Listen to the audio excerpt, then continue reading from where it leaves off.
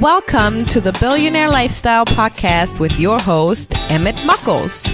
Please visit iTunes, Stitcher, or emmettmuckles.com to listen to all the episodes for free. Hello, ladies and gentlemen. Welcome to the Billionaire Lifestyle Podcast. This is your host, Emmett Muckles. Today I have an awesome, I don't even know how to say it. I'll just put it like this. I was at a solar convention where I was presenting, and I began to see some individuals who came up, and I began to think that there was a convention of mascots in the room, and then I suddenly had an epiphany, and I said to myself, Self, you are in the presence of furries.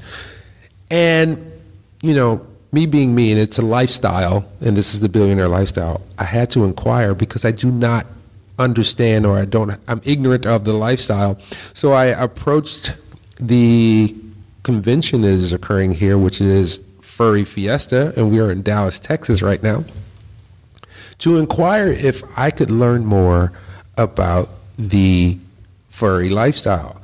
Now, my guest today is Patrick, who is the media, what would you call yourself? I'm the media director. The media director of the event here, and he graciously said, yes, I will enlighten you on the furry experience.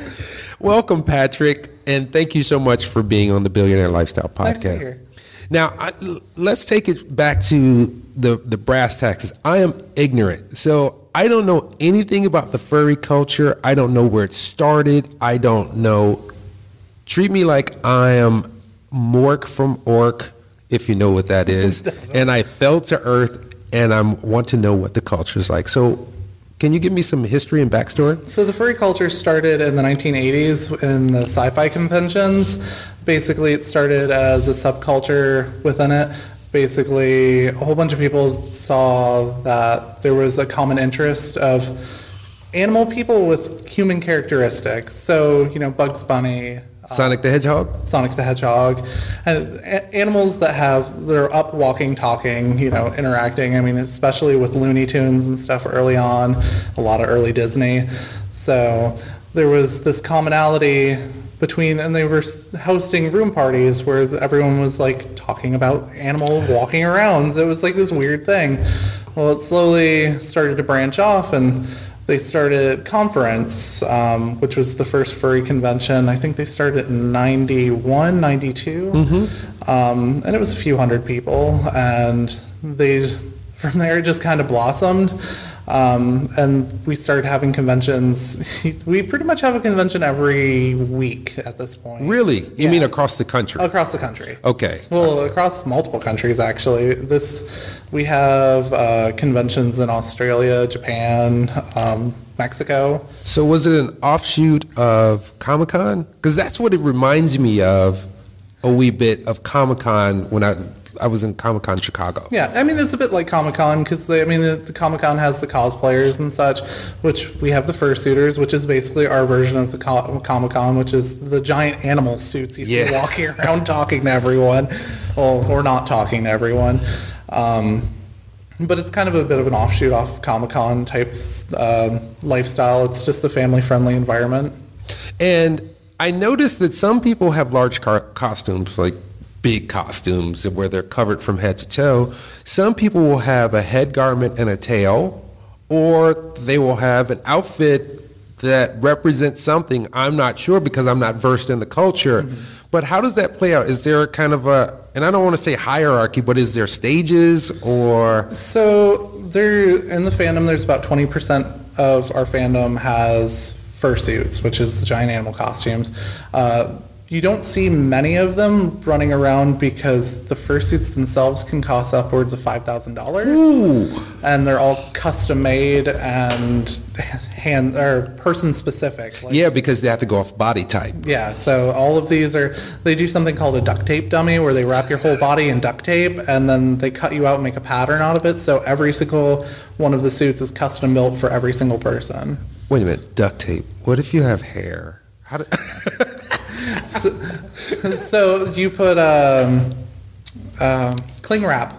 Got you. So you put a little cling wrap over and then duct tape. So it's a really long and very hot process to do one. So I can believe it. So when you guys have these conventions, what are your festivities?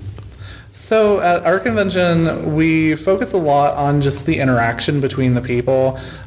Since this year we're having about 3,600 people coming into our convention, and a big part of it is just the social interactions, just people getting together. So we have lots of gathering points for people to meet up with friends and, meet new people, go do dinner, hang out with meet new friends. We have our dealer's den, which has all of our sales and stuff, and they sell books, art. We have musicians that are in there that have, they're selling their CDs and such. We have our main events, which has we have a lot of musicians that come in, because we have a lot of live musicians that we're known as the music convention, because we have something like 12 musicians come in this year. So, and these are people that have done Abbey Road tracks. Really? Yeah. So, but we have piñatas. We really try to keep it as fun as possible. It's just all about getting everyone to interact.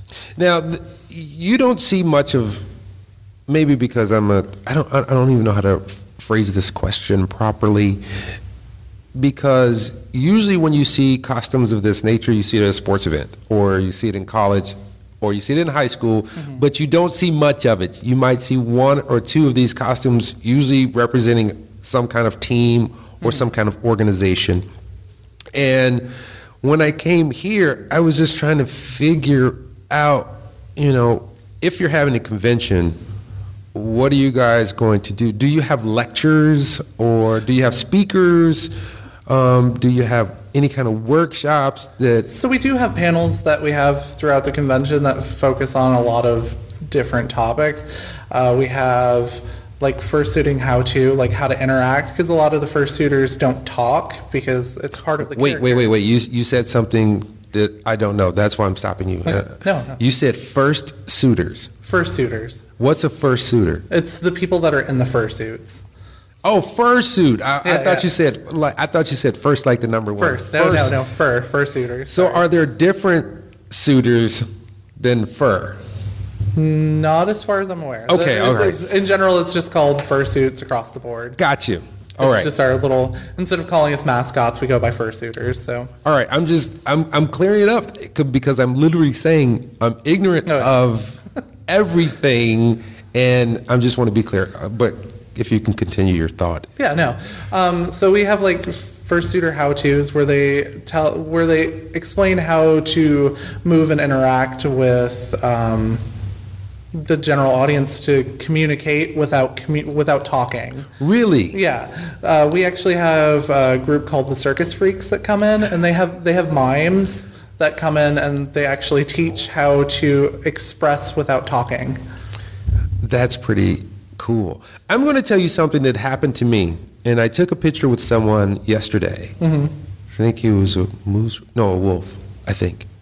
And I said, please, I was talking to my wife at the time on the phone. I said, honey, there's a furry convention here. And she said, really? She was like, you have to take a picture. She was literally on the phone when I handed my phone to someone else to take a picture. and it was a male entity. That's what I'm going to say. And here was the immediate thing that I realized in that moment. I didn't see a person. I just saw an entity with a voice behind it, which made me think about this. I have nothing really to judge you by except for what I see here.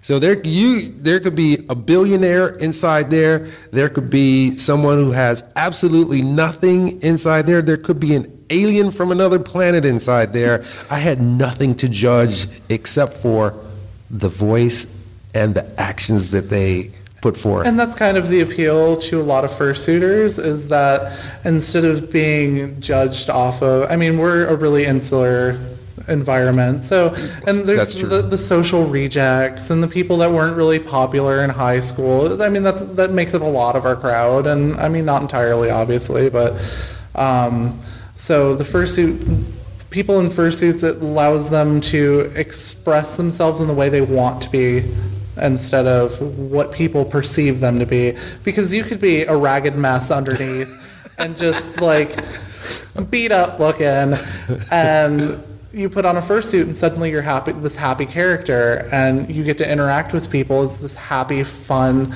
loving character instead of someone people might, you're not really someone I want to talk to, or maybe you just, it lets you open up more. It takes away a barrier that may have. I'm going to tell you something that I noticed. I noticed there's a lot of Cheetos and carbs that are floating around, and sugar. A lot of our fandom is gamers. And, this has been really fascinating because I've only been surrounded by maybe less than 24 hours. Because I believe it was last night about 8 or 9 o'clock when I began to see, because I actually saw a woman who was talking on the phone. I was getting on the elevator and I made no correlation to it. She had a sock monkey bodysuit on, and it looked so comfortable. And I looked at her and I was like, I want one of those. Because she had the hood that goes over, but she had the ears on there. I was like, that looks really comfortable to hang out in my house. Oh yeah, the giant. They're called kigurumis. Kigurumis? Yeah, they're basically giant full-size pajamas. That's what it. Yeah, that's what it was. They got made really popular by an online celebrity, Tyler Oakley. So they started popping up everywhere, and then the furries grabbed onto it because you can make giant animal costumes in it, and it's a fursuit in a pajama. So let me ask you, is it very common for people to develop relationships, whether they be platonic and romantic, in this community? Oh yeah. With our fandom, we're called the more social convention, or the fandom. We interact and we're a lot friendlier than other conventions. With things like anime cons, it's hard. There's so many people and everyone has like different interests, because like comic conventions you can go and like someone likes Batman, someone likes Superman. These are two different people. They don't get along in comic books either. Yeah, and we come into the furry fandom and everyone has one single interest, which is we like talking animals. So it makes conversating a lot easier, and it's kind of this understood thing that it's different, it's weird, but it's our weird, and we're allowed to have that weird with other people, and so it makes it a lot easier for everyone to interact. A lot of people say you can't come to a furry convention and walk out without a friend. I could see that. I could see that especially if you approach it very open. Mm-hmm. If you come into it without judgment, I can see, because you see the genuine, like, people are coming here like, I am ready to interact and be with a community as they're coming in the door. And I'm standing back after just coming from a solar show where I was a presenter that's very technical and very like electrical code and things like that, to this very free environment that I'm seeing here. And how many days is this convention going to occur over? The convention runs for 4 days, like Thursday to Sunday. Yes. Now this reminds me, I play darts. I play high-level darts, mm-hmm. where, I play against like people from Spain, like globally.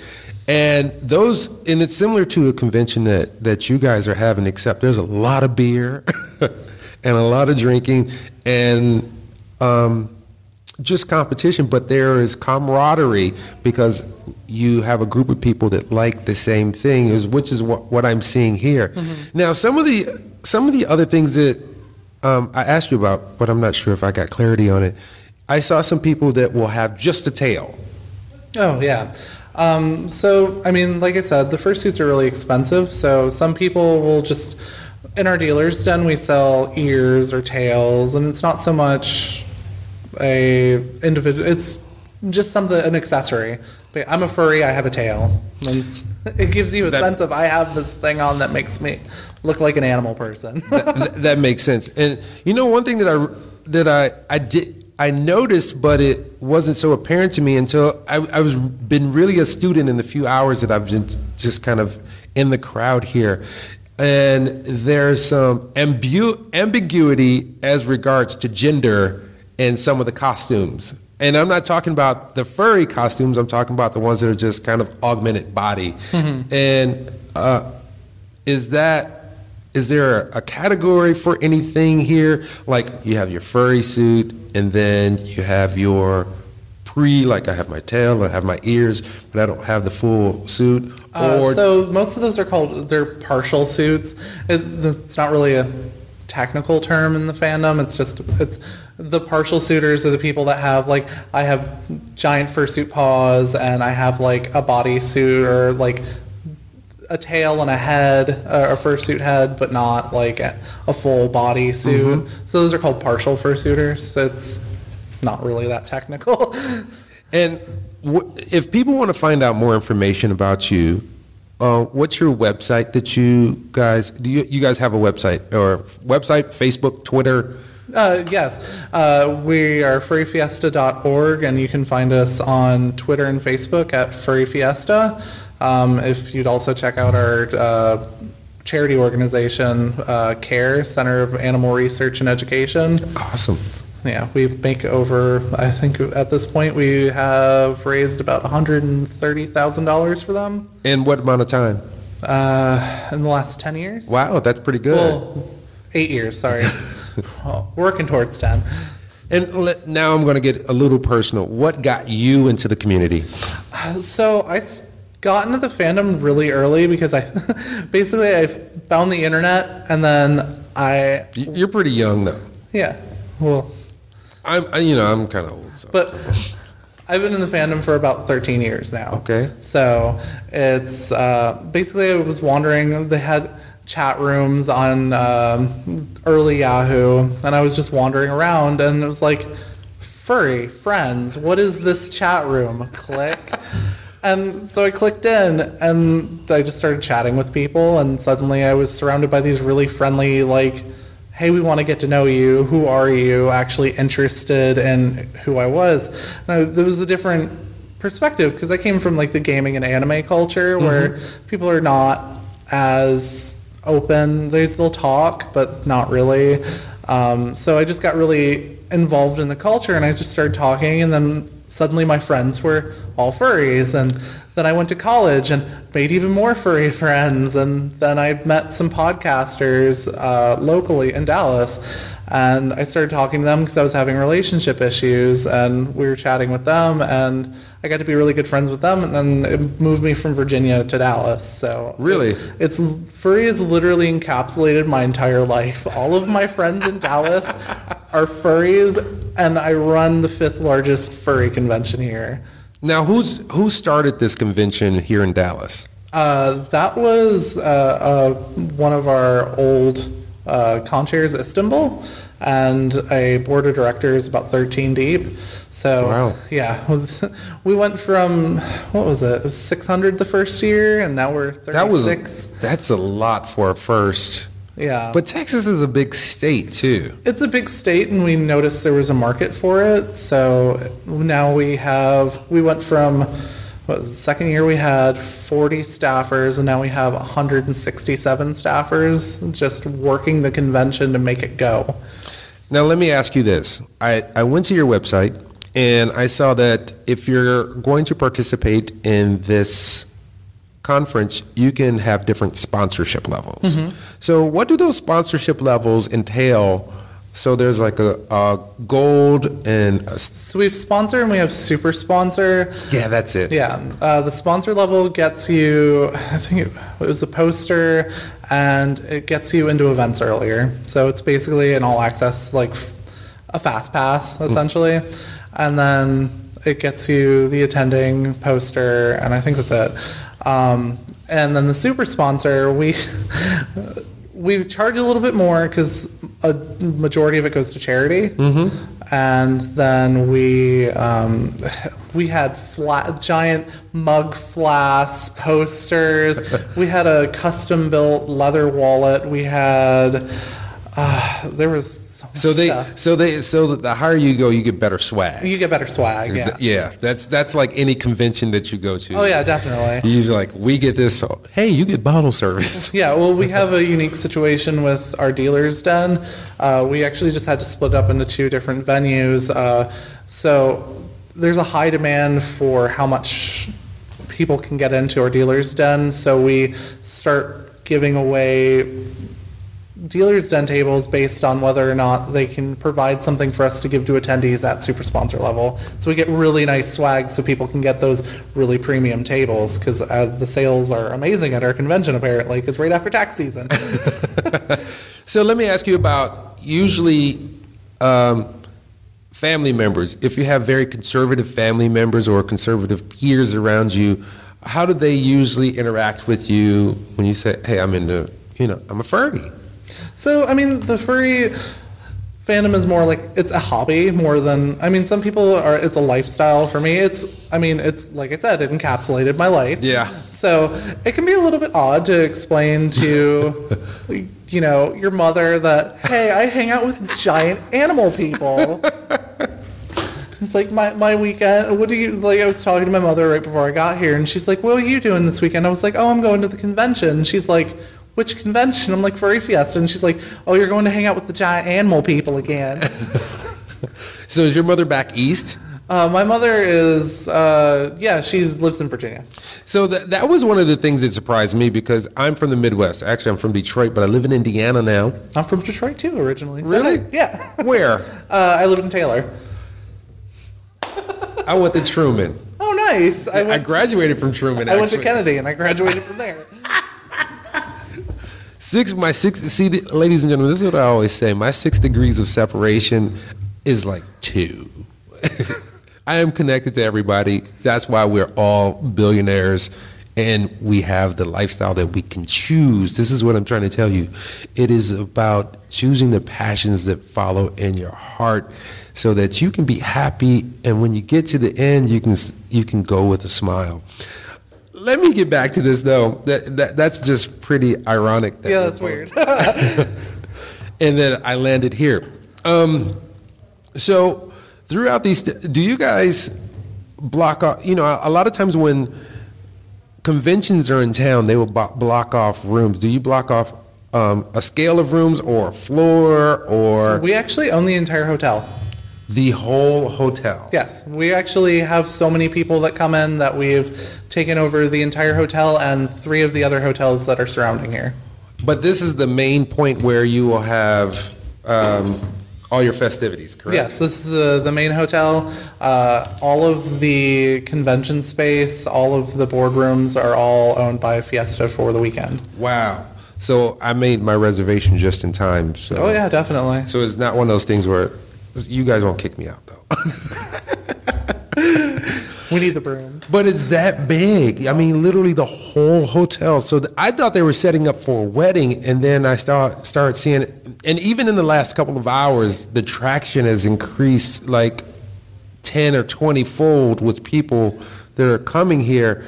And so where can people find out information that are like me? Maybe they're just interested, or they just want more information? Honestly, there's a Wikipedia article about us that is actually really informative and has been tailored really well to explain what and who we are. And I'm gonna tell you my inauguration into the culture, and you probably know it. It was from the TV show Entourage. You know what I'm talking about? Yeah, I know what you're talking about. And I was like, whoa, hey. And for those, you can find it. And, I think there was another thing that it was on some television show, but it only pinpointed one aspect or a relationship aspect of the culture. And this is what actually piqued my interest and said, I'm going to go find out what's happening, because it has to be more than that. It has to be more than something. And for those of you who don't know, it kind of ended up in a sexual thing on the television show. But when I start seeing these people coming in, and I start seeing how they were so involved with each other, and just, if two animals meet, they don't have any information, so they have to communicate and bond in different ways. So what do you see this going in the future, particularly this conference that you guys are having? So since we're growing so large, we're actually moving to a bigger hotel downtown next year. So that's one of the things that's going. But for, honestly, right now, we're just hoping to grow our numbers and get larger as a convention.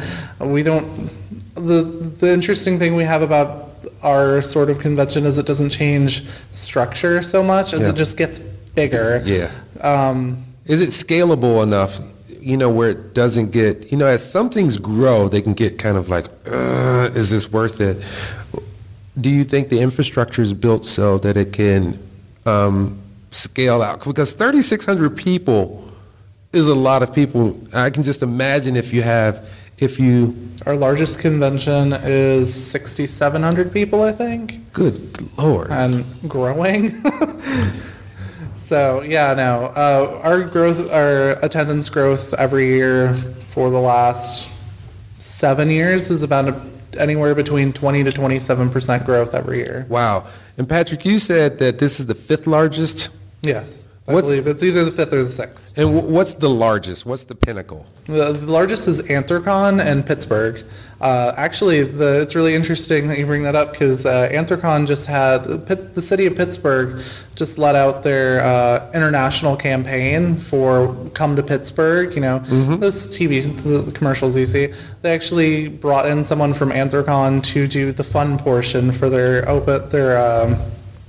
advertising campaign. So it was really interesting. They have a really good relationship with the city of Pittsburgh. They actually do, we have something called a fursuit parade where all the people get in costume and walk around so people can see all the interesting fursuits because, you spend $5,000 on something, you want people to see it. Yeah. So the city of Pittsburgh actually shuts down a few of their streets and they actually have a legitimate parade through downtown. Let me ask you, this is the last question because I try to keep the interviews less than 30 minutes because of the attention span. Oh, I can definitely understand. So when kids come by, I have 2 questions. So when kids come by, they probably go nuts. Oh, God, yes. You probably, moms are like, come, and they're like, Giant no. Disneyland. Yes. So do you do anything special for kids? Do you guys go out to hospitals and things like that? So some people actually do. We as a convention don't because but there's been a lot of cases where fursuiters will go out to hospitals they'll go to the health ward with the children and they'll visit and they'll have 3 or 4 of their friends or just one of them and they'll go through and interact with the kids. That's and awesome. Just come through and do charity things like that. There's been at least a good 6 or 7 really well-known cases that made the news a few times, just someone going into a child wing of a hospital and just, obviously making appointments with them first and then, showing up and just for a lot of the fursuiters, the big thing is making people smile. Good. So making kids smile is I've talked to a lot of people that it's just the light up that a child has when they see and they just run. You're like, oh my God, a giant animal. That's the highlight of their weekend, and they do it for that. Is there one animal that is more dominantly popular than another? So statistically, wolves and foxes. Why, do you know? Is there? Because they're just common. What about birds? Bird suits are harder to make. Oh yeah, because the giant wings. Yeah. Yeah. And you can't grab anything either. So you got the giant wings, the claws. Basically, they wanted something that was as basic as they could go, and it was just one of those things that just kind of grew over the years. So we actually have a furry research group that comes in. They're a group out of That's awesome. Canada, and they're actually here on a grant from their country to research furries. So they've been taking statistical data for 10 years or something like that. And one of them actually became a furry because he was interacting with us so much. They took a whole study. They have complete comprehensive statistics on so many things with the fandom. They go to 9 or 10 conventions around the country. Okay. And the last question is there, to participate in the convention, is there a minimum age or are there any minimum requirements that you have to participate in the convention? So we require 18 or older to sign up to come to the convention, but there's not. We do 16. What is it? You can 16 and over with a parental guardian on site, and then you can have. We have child in tow, which is for anyone that's 16 and under, and they have to be with their parental guardian at all times. But yeah, we definitely welcome in families, and we have big groups of families. A friend of mine's here with her 3-year-old. No, wait, I lied. That's not the last question, because there's one that's really important: hydration, because those suits are hot. So we have a fursuit lounge, which is a room that's full of 50 fans. And you mean like blowing fans? Oh yeah, like actual blowing fans. We have fursuiters have come up with systems of tubes to blow into the fursuits, so they can just put it on, or drying stations. And then there's we have to keep water on all of the floors, and they're constantly monitored 24/7 during the whole weekend. Yeah, because I sweat at the drop of a hat, and I can just imagine if I'm in a suit. So they must be wearing the bare minimum or just a layer to absorb underneath the suit. Usually they wear Under Armour, so it wicks away the sweat. Yeah. The temperatures for fursuits have been measured to be anywhere from 150 to 170 degrees inside. That's like being on a roof in the summertime. Mm-hmm.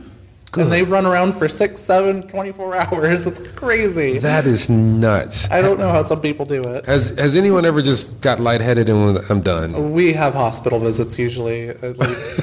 we at That's least not have funny, but yeah. I can see it. We have an ambulance show up pretty much every year because someone's having too much fun and they're running around, and we have a giant rave dance with lights and laser lights, and they'll start dancing, and well, then they won't hydrate, or they'll drink alcohol and get into Oh yeah.